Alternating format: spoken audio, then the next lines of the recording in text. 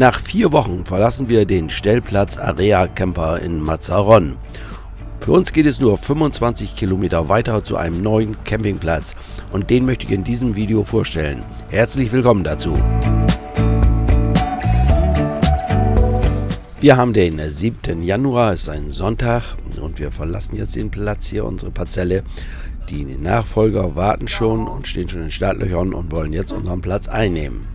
Rita und ich haben uns erkältet. Wir versuchen das mit Hausmitteln irgendwie in den Griff zu kriegen. Rita hat schon eine Hühnersuppe gekocht. Nein. Oh, was bist du erkältet? Ui. Bisschen. Ja. Wir waren wieder gerne hier auf dem Stellplatz Area Camper Mazarrón. Und mit uns, glaube ich, einige andere auch, denn der Platz ist immer voll ausgebucht. In den letzten Wochen war kaum mal eine Lücke hier irgendwo.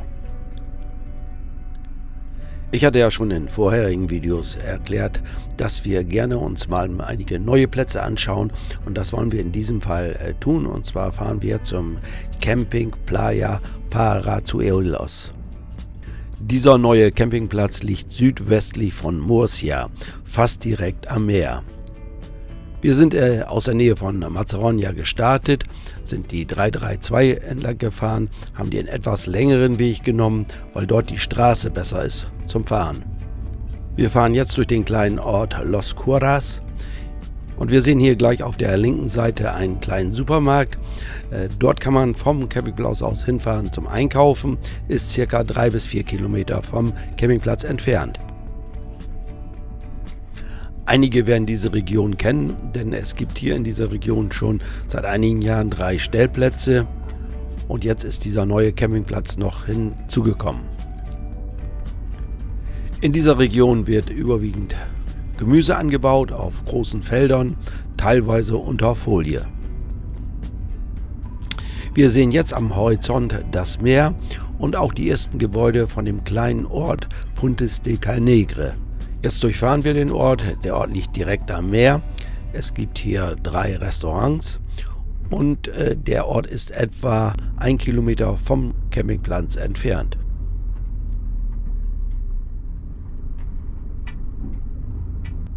Wenn man den Ort durchfahren hat, dann kommt hier auf der rechten Seite, Meerseite, eine große Parkfläche. Hier ist es aber nicht erlaubt, mit dem Wohnmobil zu stehen.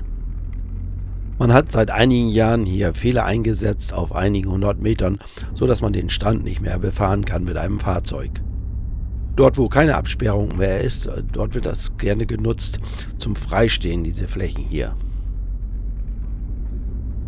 Jetzt haben wir gleich den Campingplatz erreicht. Hier auf der linken Seite, wo die hohen Palmen stehen, dort ist der neue Campingplatz. Ich hatte vorher angefragt, ob wir reservieren müssen. Nein, das brauchten wir nicht, denn es gibt ausreichend freie Plätze.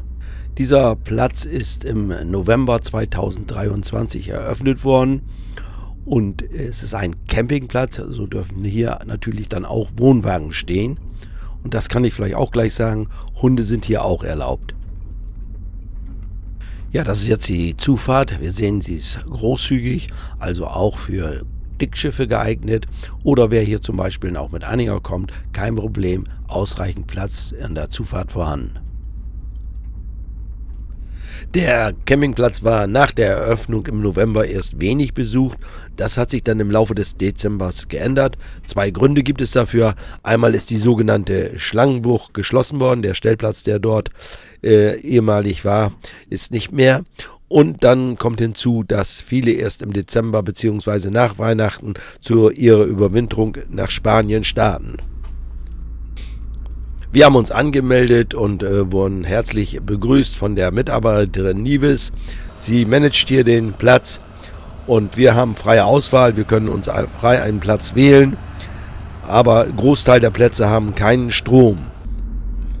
Strom brauchen wir auch nicht und so haben wir uns eine Parzelle ziemlich weit vorne, sprich mit Blick aufs Meer, ausgesucht. Es gibt hier Parzellen, die haben am Platz Frischwasser, Abwasser und Strom. Das hat unsere Parzelle nicht. Und hier ist die Preisliste. Je nach Parzelle liegen die Preise zwischen 13 und 23 Euro. Wenn ich das richtig verstanden habe, ist an den Plätzen, wo Strom vorhanden ist, der Strom in der Platzgebühr enthalten. Man hat mir erklärt bei dem Einchecken, dass sich hier noch alles wieder ändern wird. Das ist alles eine vorübergehende Situation mit dem Strom.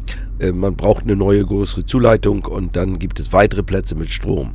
Auch die Preise werden dann entsprechend angeglichen. Am besten beim Einchecken nochmal nachfragen und genau den Preis sich sagen lassen, der im Moment gültig ist. So haben wir uns hingestellt. Ich habe das hier mal markiert. Wenn man so steht wie wir, dann hat man im Mobil einen schönen Blick aufs Meer. Wir haben die Parzelle 216 und haben viel Sonne. Auch durch Fahrzeuge neben uns haben wir keinen Schatten oder kaum. Im Zaun gibt es eine Tür, die kann man nutzen, wenn man an den Strand möchte oder auf diese große Freifläche, die direkt vorm Campingplatz liegt. Von dieser Freifläche oder an dieser Freifläche liegt die Straße. Diese Straße hat wenig Verkehr und wenn man diese Straße überquert, dann ist man sofort am Strand. Bei dem Strand handelt es sich um einen Sandstrand mit kleinen Steinen. Ich denke, dass das hier zum Baden gut geeignet ist. Jetzt bei den Wassertemperaturen von 14, 15 Grad natürlich eher nicht. Was hier natürlich schön ist, man kann lange Strandspaziergänge machen, auch mit Hund. Hunde sind hier am Strand erlaubt. Das ist ja nicht überall so in Spanien. Zumindest in den Wintermonaten ist das scheinbar erlaubt, im Sommer weiß ich nicht. Es herrscht jetzt Mitte Januar ein reger Wechsel hier auf dem Campingplatz. Es kommen jeden Tag einige neue an, fahren aber auch einige wieder. Ich würde mal sagen, der Platz ist bis zu 50-60% belegt. Es hat sich wohl rumgesprochen, dass hier auch Platz ist für große oder sehr große Mobile. So findet man hier einige davon. Am Rande des Campingplatzes gibt es ein Sanitärgebäude. Dort finden wir Duschen, Toiletten, Abwaschmöglichkeiten. Also das gesamte Programm, was man so braucht. Während unseres Aufenthalts war alles sauber und ordentlich. Man ist immer noch dabei, das zu verbessern. Zum Beispiel war die Warmwasserversorgung am Anfang noch nicht ausreichend. Jetzt hat man weitere Boiler dazu gebaut, sodass die Warmwasserversorgung jetzt besser ist. Mit der Waschmaschine, das ist auch noch nicht optimal gelöst. Es gibt nur eine Waschmaschine für den gesamten Platz. Trockner gibt es keinen. Auch daran wird man noch arbeiten. Das haben wir auch schon häufiger bei neu eröffneten Plätzen erlebt, dass noch nicht alles so ist, wie es eigentlich sein müsste. Aber gut, so ist es nun mal. Hier sehen wir die Entsorgung. Auch die ist noch nicht ganz optimal. Die Rosten sollen noch geändert werden. Neue liegen schon da. Muss noch alles umgebaut werden. Das ist bei laufendem Betrieb natürlich etwas schwierig. Aber wir sind froh, dass der Platz eröffnet hat, denn die Nachfrage nach freien Plätzen ist doch groß. Jetzt Januar und auch der Februar, das sind so die Hauptzeit hier in Spanien. Da sind die meisten Camper hier unterwegs. Dann gibt es hier noch einen großen Platz. Dort stehen einzelne Wohnmobile, große, aber auch Anhänger und PKWs werden hier abgestellt. Soweit ich das bisher gesehen habe, kostet das nicht extra. Dieser freie Platz wird auch gern von den großen Wohnmobilen genutzt. Die Plätze mit Strom sind meistens alle belegt, aber das soll sich demnächst ändern. Es soll mehr Plätze geben mit Strom.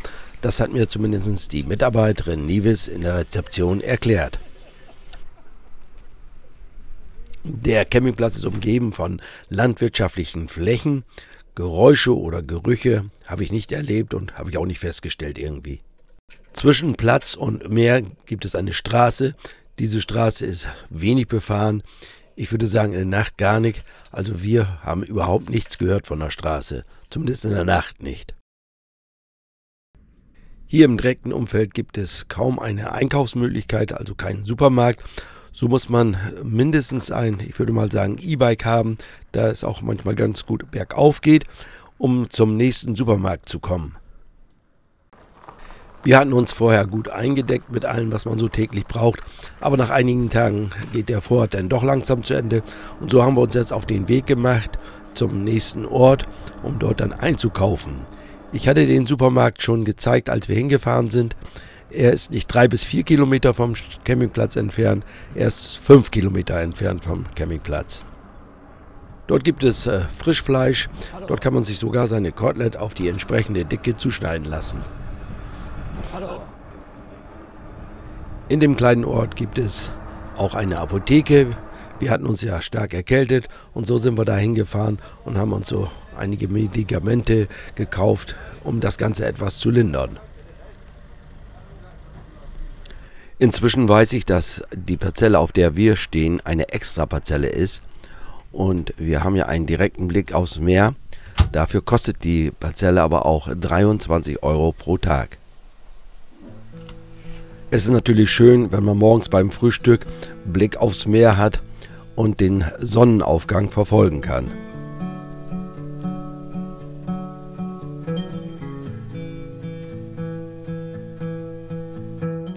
Fast genau gegenüber vom Campingplatz, direkt am Strand, gibt es ein kleines Strandrestaurant.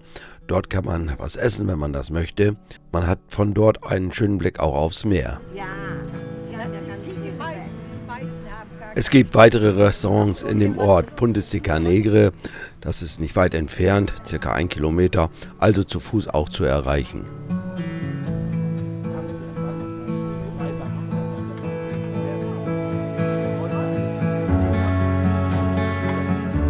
Wieder zurück zum Platz. Und zwar ist ja ein wichtiges Thema Gas. Und das ist hier auch ordentlich gelöst. Man kann hier also seine Gasflasche tauschen. Entweder die Flasche von Repsol oder es gibt auch die Möglichkeit, hier eine Flasche von Cepsa zu tauschen. Wenn ich das richtig verstanden habe, kann man hier auch eine Flasche leihen, wenn man keine spanische Flasche hat. Muss allerdings einen entsprechenden Adapter dabei haben. Zuständig ist hier auf dem Platz für alles fast die Mitarbeiterin Nives. Sie ist sehr freundlich, hilfsbereit und man bekommt auch morgens hier sein Baguette in der Rezeption. Guten Morgen. Guten Morgen. Ist das alles für Rustica oder welches ist Rustica? Das ist ein Baguette, das ist integral. Das ist integral? Das ist integral. Ja, das habe ich bestellt, ja. Bei diesem Platz ist noch nicht alles hundertprozentig. Es gibt noch Luft nach oben, aber man arbeitet ja daran. Ich gehe davon aus, dass in der nächsten Saison viele dieser Probleme, die jetzt hier vorhanden sind, gelöst sind. Die Meinungen über diesen Platz gehen teilweise stark auseinander. Einige hatten geplant, hier nur 1-2 Tage zu bleiben und sind jetzt schon mehrere Wochen hier. Andere gefällt es überhaupt nicht und sie fahren schon nach einem Tag weiter. Ich denke, wenn man hier im Oktober kommt und die Temperaturen noch höher sind, das Wasser noch warm ist, dann kann man hier durchaus mal für einige Zeit einen Badeurlaub verbringen. Für uns ging es nach einer Woche weiter Richtung Süden. Wo genau dahin, darüber werde ich in den nächsten Videos berichten. Wäre schön, wenn ihr wieder dabei seid, würde mich freuen. Bis dahin sage ich Dankeschön fürs Zuschauen und bye bye, bis zum nächsten Mal.